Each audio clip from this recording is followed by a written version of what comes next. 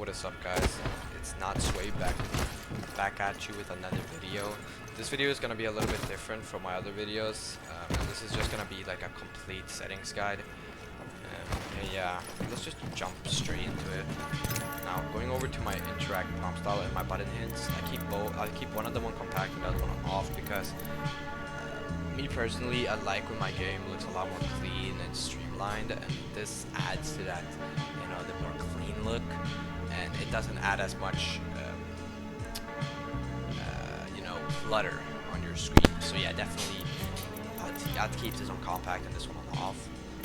Moving over to my crosshair damage feedback and the damage numbers, I keep this on X and this one on both, just because I like the way it looks. This is just personal preference, and you can change this to your liking. As you see now, when I shoot the target, I also get stacking damage numbers. And yeah, that's just personal preference. Now going over to the ping opacity, I keep this on faded, just because it adds to that clean look. I think it just makes the game look a lot more streamlined. And yeah, I definitely keep this on faded at least. Going over to the obituaries, I have this on off, same as with the minimap rotation and the weapon auto cycle empty. Now these two, I do it for the clean and smooth look, but the weapon auto cycle empty is because when I'm shooting my gun, like as you can see, I don't want it when I get to 0 to auto switch to because if I want to switch to the other gun, I can do that myself. And in some situations, this just fucks you up and you just die instantly. So yeah, I'd keep that off, definitely. Moving over to the always sprint, I have this on, of course. I just like to have it on. I don't see any use in having it off, so yeah, that's mainly it. This is just personal preference. You can keep this off if you want to. Incoming damage feedback, I have this on 3D. I think this looks the best. Obviously, you can have it on 2D or 2D and 3D, but in my opinion, 3D looks the best. So yeah, you can do however you want with this one.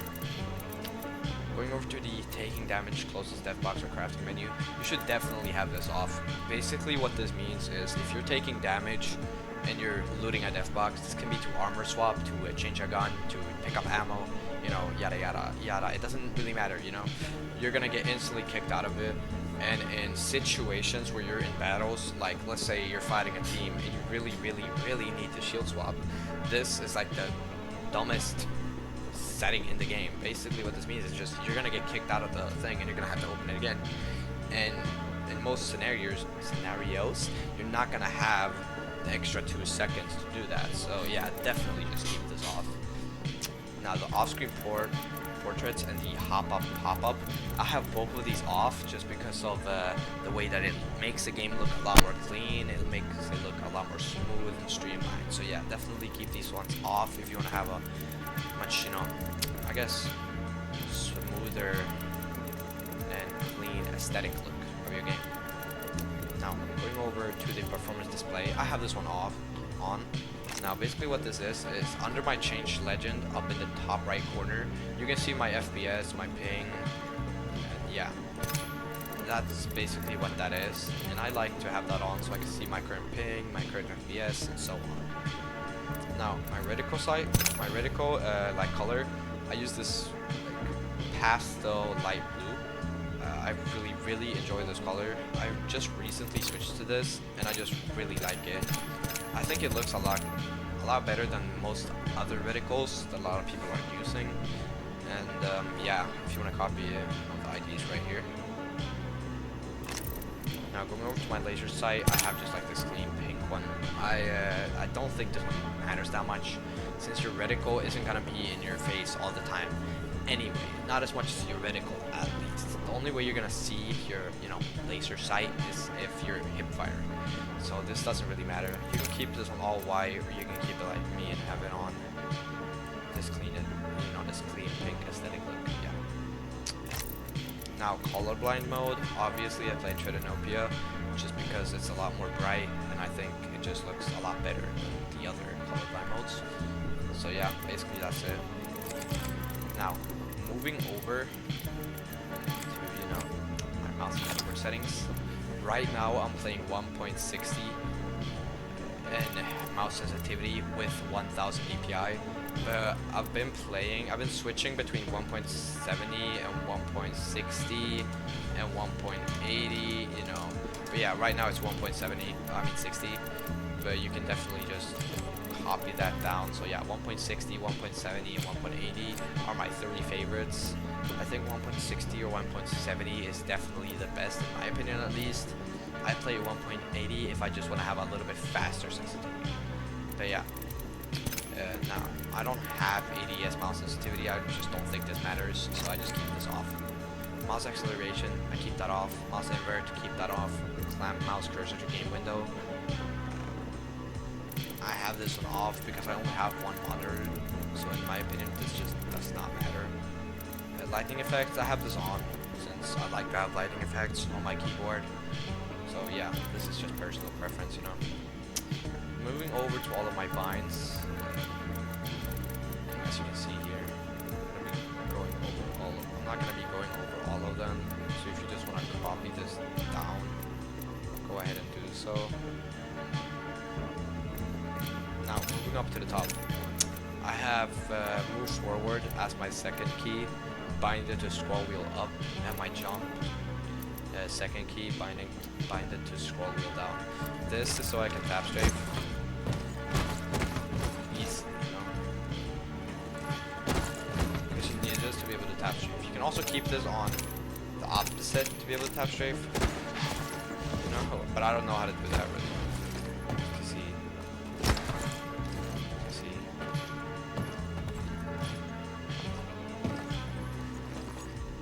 See, you know. But yeah, my personal preference is just up and down. Yeah.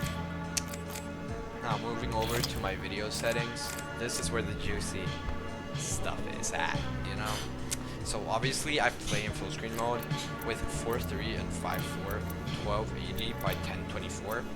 This is a resolution I don't see a lot of people running. This is just, in my opinion, the best stretch in the whole entire game. Now, if you copy me, you're gonna get black bars around your screen at the top and at the bottom. And I'm going to show you guys how to, you know, stop that from happening in a minute. But firstly, I just want to go over everything else. So, obviously, brightness 82%. I switched this. I used to play 90 or 94. At some points, I played like 72, but right now I'm at 82 to 85, I'd say. Field of view / FOV. I play 120 FOV. It says 110, but I play 120, and I'm gonna show you guys how to get 120 FOV in as well. Just a minute. Just gotta go through everything else first, of course. So FOV ability scaling, I definitely say you keep this disabled. Basically, what this means is when you're using let's say Wraith's ability or Octane's ability, you're gonna get like a little zoom out every time you use it if you have this enabled. Almost like you get a little bit of an FOV boost, like your screen is gonna go out a little bit. And I just hate this. This just fucks with your aim. It just doesn't make any sense to keep on. So yeah, definitely keep this on off. Sprint view shake, I keep this on minimal, so the strength of my when my character is shaking when I'm running, like as you can see, if I just put this on normal, as you can see the shake is that much, and when I keep this on minimal, but basically I don't have that much shake. That's basically it. And I like it with less shake. I just think it looks a lot more clean. And yeah, this is just a personal preference. You can keep this on normal if you want to, but me personally, I use minimal. Going over to the advanced settings, I don't use VSync. Basically what this does, I'm gonna explain all of it in a minute. I just don't like VSync. As well, if I put on VSync, I'm not gonna be able to have 240 FPS, as you can see in the right corner. It's gonna cap it to 144, which is my screen's hertz rate. So yeah, I definitely say keep this disabled. Going over to NVIDIA Reflex, I have this enabled. You know, you can have this enabled or disabled if you want to, but I like that enabled. All of my settings are low, except for the texture filtering, which I have on trilinear instead of bilinear. I don't know, it doesn't really matter. I have it on trilinear though. Going over to my audio, I have 75% master. I have push to talk, you know, these are my settings. Dialogue 15%, music 0, lobby music 0, gameplay volume spectating 100, and sound effects 100, you know. So yeah, if you want to copy my settings and you know, the sound settings, you can have them. But yeah, now we're gonna move over to how to get the 120 FOV, how to remove the black bars, how to get potato graphics, and so on and so on. So basically, this is how you get 120 FOV and potato graphics that I was talking about earlier. So the first step you're gonna want to do is you're gonna open Steam. You're then gonna navigate down to your properties. First thing you're gonna want to look at is the launch options. You're gonna want to copy down this whole thing. The exec auto exec for 120 FOV, the FPS max for the, you know, maximum FPS. I have this at 240, and this for you know, plus matte letterbox aspect goal and everything to get rid of the black bars. You're gonna automatically get if you're playing stretch res. After that, you're gonna want to go in to your installed files and go to browse. You're then gonna want to click into your CFG file, your client, and then you're gonna, if you don't have an auto exec, you're gonna want to create a new text document and name it auto exec. Then gonna want to go into it. Now obviously my auto exec is, there's a lot of things in here, a lot of things to boost sound, to boost you know, to make the graphics look a little bit better and so on. But the only thing you're gonna need is this, the CL_FOV scale .1.7 . This 1.7, it's usually gonna be like 1.5.99999, I think, something like that, or 1.6. So you're gonna want to change it to 1.7 at least, because this is 120 FOV. Then you're gonna want to click save and go out, and that's literally all you have to do. Literally just this one thing for 120 FOV. So after that, you're gonna want to obviously get the 1280 by 1024 resolution that I use, and the potato graphics. We're gonna go over the resolution firstly. So what you're firstly gonna want to do is go in to your saved games files. Now my saved games is like weird, it doesn't work, but you're gonna want to click into your saved games. If that does not work for you, click into your yeah, you're gonna want to click in right here to your discovery, click into your computer, local disk, user, your user, saved games, respawn, apex, local, and then video config. Now you're gonna want to click into this little file right here. Now firstly, how to get the potato graphics. All you're gonna want to do is change the setting stream memory from, I think, 300,000 it is normally, to just a 0, and this is gonna make all of your graphics look like potato graphics, you know. So just put that to 0. The next step is to change to the 1280 by 1040. As you can already see, I have this on 1280 and then this on 1024, you know. And what you're gonna change is the setting default res to 1280 and the setting default res height to 1024. And then you're gonna click on save, and you're gonna click out of that. So basically, I have the potato graphics and the 1280 by 1024.